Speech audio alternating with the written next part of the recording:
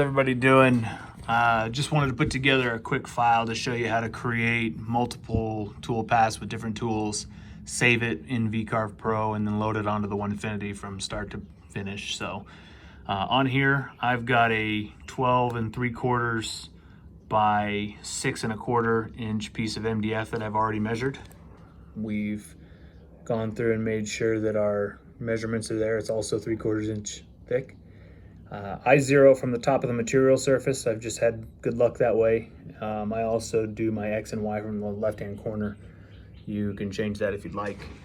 So I've put a couple of different vectors on here. Sorry, I'm not a cinematographer, but I'll show you kind of what we're gonna try and do today. With this guy right here, what we're gonna do is we're gonna just do a quick pocket with this one using a 1/4 inch tool that's already installed. So if you go up here, and you click the little pocket guy, it's going to ask you some stuff. First, we want to do a cut depth of 1/8 of an inch. We're going to use a 1/4 inch downcut spiral bit.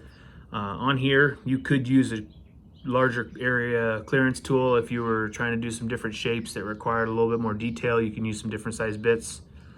It's very much a personal preference. We're going to do the raster. We're not going to usually change anything in this guy here, and then we're just going to hit calculate, and what it's going to do is it's going to give you a quick idea of how it's going to move the CNC around. If you want, you can click on here. I'm using vcarve Pro version 10.019 on Windows 10, so this is what you'll see. If you click preview all toolpaths, what it's going to do is it's going to do a quick render of what it's going to look like. So that kind of shows you what that piece is going to look like. And also, if you highlight over the top of it, it tells you that it's going to take roughly 3 minutes and 56 seconds. And you can see that's pocket number 1 with our first tool. Then what we're going to do is we're going to do a second. We'll go back to our 2D view here, and then we're going to do a vcarve in between these two lines here. So if you select both of these at the same time, they're both pink dotted lines, and come up here and do our vcarve, and it's going to automatically decide the depth for me. If you want to make it a uniform depth throughout the whole thing of your choosing, you can do a flat depth, but we're going to use a 90-degree V-bit. Some different settings that you could change if you needed to on here, but basically you're just going to click calculate real quick. Now if I preview all these tool paths, ultimately this is what our piece is going to look like at the end of it, hopefully. What you want to do is you want to make sure that you click your tool paths, have them both selected, and then when you go to save your file, save it. It shows you on here the different tool paths that are on there, the different tools, and you can see the post processor I'm using is the Onefinity inch. So if you save the tool paths, the selected tool paths, it's going to ask you to save it, and we're just going to save it to the top there real quick as a little test file. Yeah, we want to replace it. All right. Now that that's done, what we're going to do is we're actually going to load up the computer and load up the CNC and get it started from scratch. Excuse all the dust in the shop here, but comes with the territory. So I went ahead and clamped my piece on here already. I started the carve a little earlier, but my breaker blew, so I had to change the spots where it was plugged into, but everything's secured down. We're going to do this from start to finish. I'm running the original firmware that came on the machine.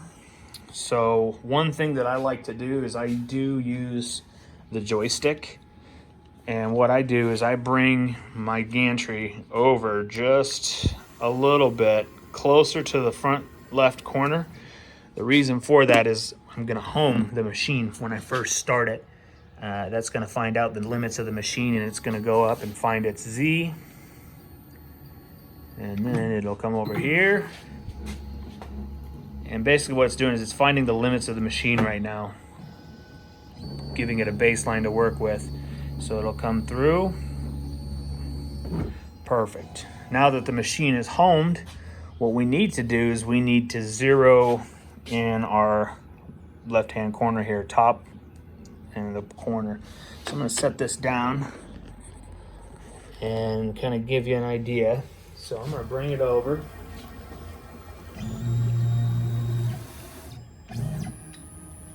And we're going to find the top.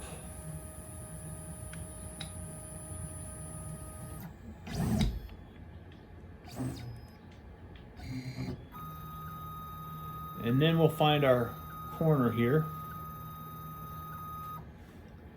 All right, let's make sure we're there where we need to be.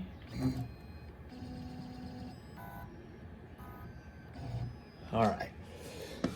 Now that that's said and done, you can kind of see down there, I'm not sure if you can or not, but that's on our bottom left-hand corner of where I consider it to be. It's barely hovering right over the top of it, so we'll be good to go.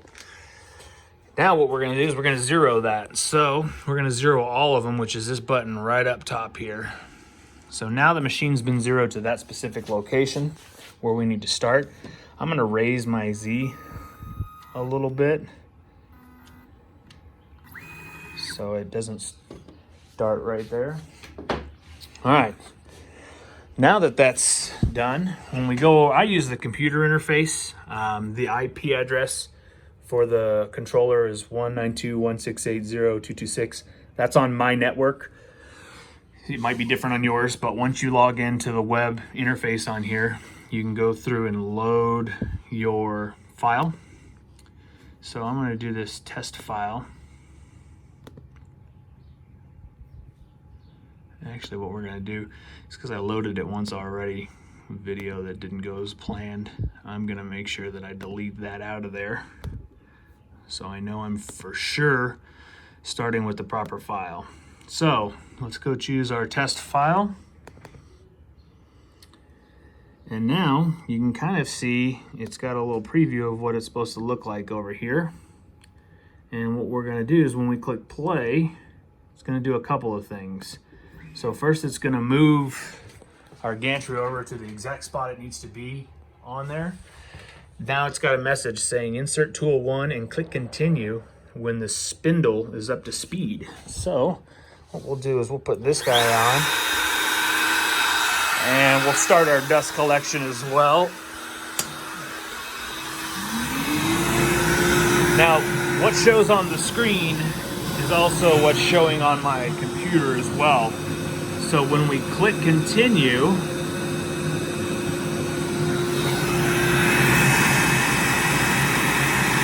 it's going to cut through.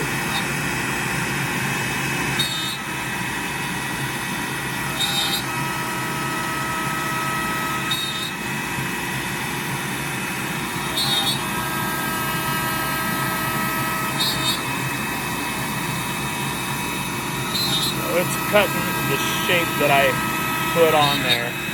Can't really see it because of the dust boot, but it is doing it. Now while it's doing that, you can see the information from the computer if you want.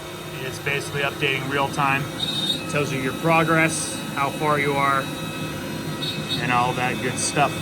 So, once this is done, it'll prompt us to change the tool, and we'll use the probe to get it right.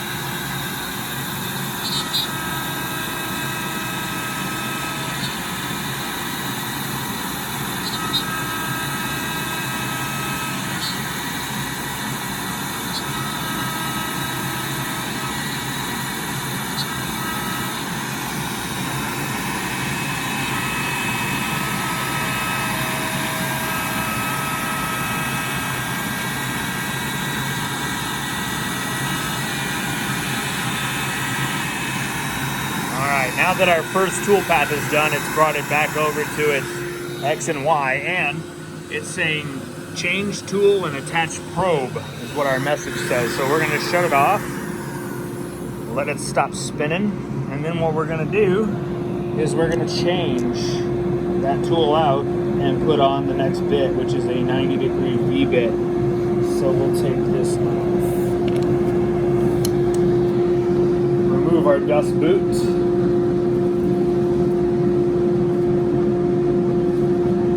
And get our 90-degree bits.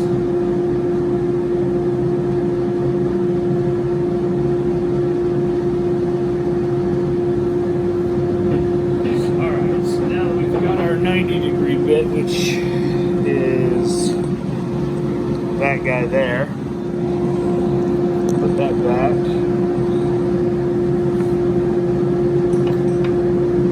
We'll take it off. I use 2 wrenches on my collet. I don't use this little hand release button because they do break.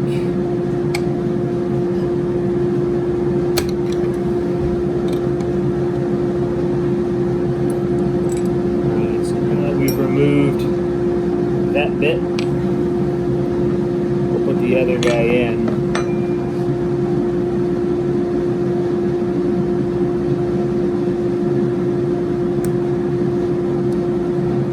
And we'll tighten it up.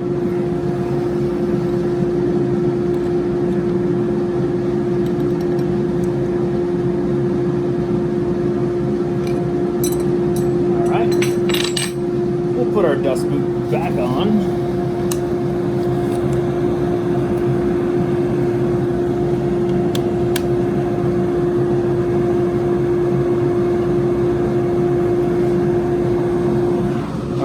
Now, remember it said to attach probe.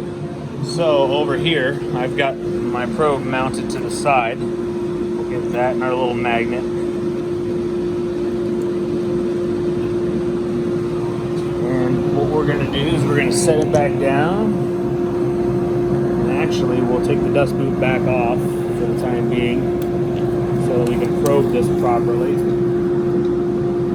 And all I'm doing is I'm setting this on top.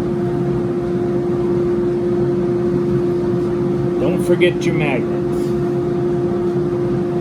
So we'll attach the magnet to the collet there.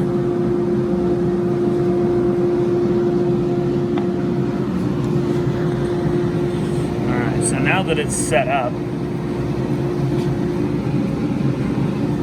we'll go back on here where it says change tool and attach probe, and we'll click continue. Now what it's going to do is it's going to probe down far enough to check and touch.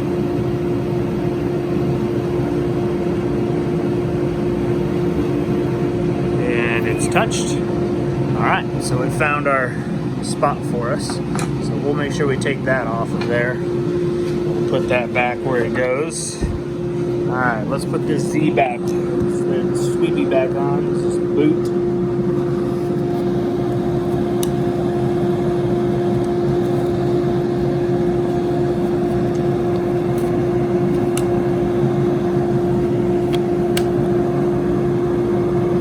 Alright. Now, it's going to say remove probe and start spindle. So we've removed it. We're going to start our spindle.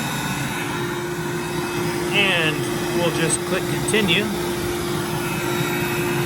We're going to get one more message. It's going to say click, oh there it is, click continue when the spindle is up to speed. Sure is.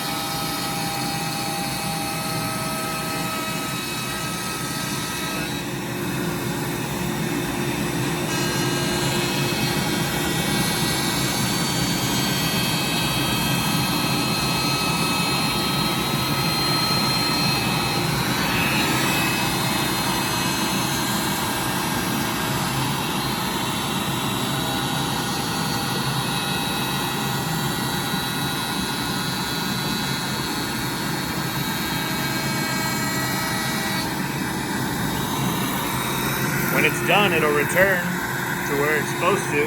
We'll turn that off. We'll turn our dust collection off. And let's take a look at how she turned out. We'll get our remote and move this guy. Just like it showed on our preview. So that's kind of how you take a file from beginning to middle to end and throw it from the machine onto, or your computer onto the machine, and carve with multiple tools in your file without having to save it as different files. Hope this helps, everybody. Have a good day.